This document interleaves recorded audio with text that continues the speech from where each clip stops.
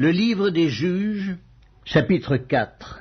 Les enfants d'Israël firent encore ce qui déplaît à l'Éternel après qu'Éhud fut mort, et l'Éternel les vendit entre les mains de Jabin, roi de Canaan, qui régnait à Hatzor. Le chef de son armée était Sisera, et habitait à Haroshet-Goïm. Les enfants d'Israël crièrent à l'Éternel, car Jabin avait 900 chars de fer, et il opprimait avec violence les enfants d'Israël depuis 20 ans. Dans ce temps-là, Déborah, prophétesse, femme de Lapidoth, était juge en Israël. Elle siégeait sous le palmier de Déborah, entre Rama et Bethel, dans la montagne d'Éphraïm. Et les enfants d'Israël montaient vers elle pour être jugés.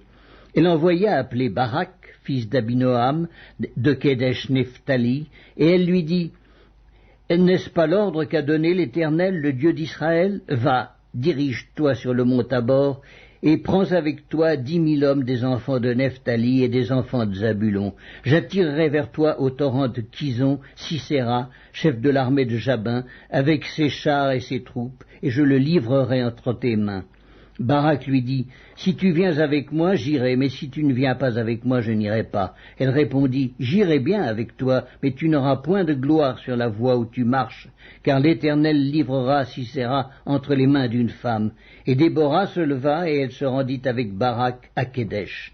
Barak convoqua Zabulon et Nephtali à Kedesh. 10 000 hommes marchèrent à sa suite, et Déborah partit avec lui. Héber, le Kénien, s'était séparé des Kéniens, des fils de Hobab, beau-père de Moïse, et il avait dressé sa tente jusqu'aux chênes de Tsanaïm, près de Kedesh.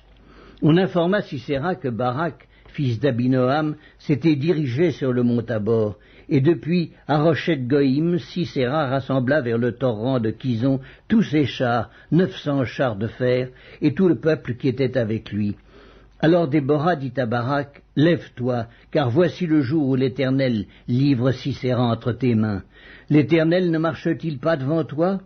Et Barak descendit du mont Tabor, ayant 10 000 hommes à sa suite.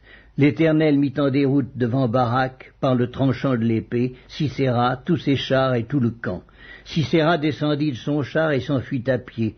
Barak poursuivit les chars et l'armée jusqu'à Haroshet-Goïm, et toute l'armée de Sisera tomba sous le tranchant de l'épée sans qu'il en restât un seul homme. Sisera se réfugia à pied dans la tente de Jaël, femme de Héber, le Kénien, car il y avait paix entre Jabin, roi de Hatzor, et la maison de Héber, le Kénien.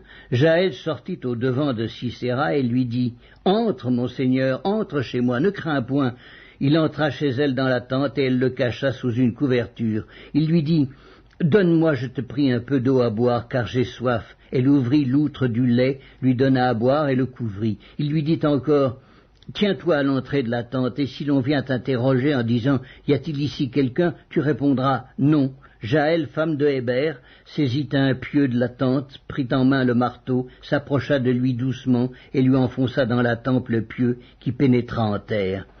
Il était profondément endormi et accablé de fatigue, et il mourut. Comme Barak poursuivait Sisera, Jaël sortit à sa rencontre et lui dit, « Viens, et je te montrerai l'homme que tu cherches. » Il entra chez elle, et voici, Sisera était étendu, mort, le pieu dans la tempe. En ce jour, Dieu humilia Jabin, roi de Canaan, devant les enfants d'Israël. Et la main des enfants d'Israël s'appesantit de plus en plus sur Jabin, roi de Canaan, jusqu'à ce qu'ils eussent exterminé Jabin, roi de Canaan.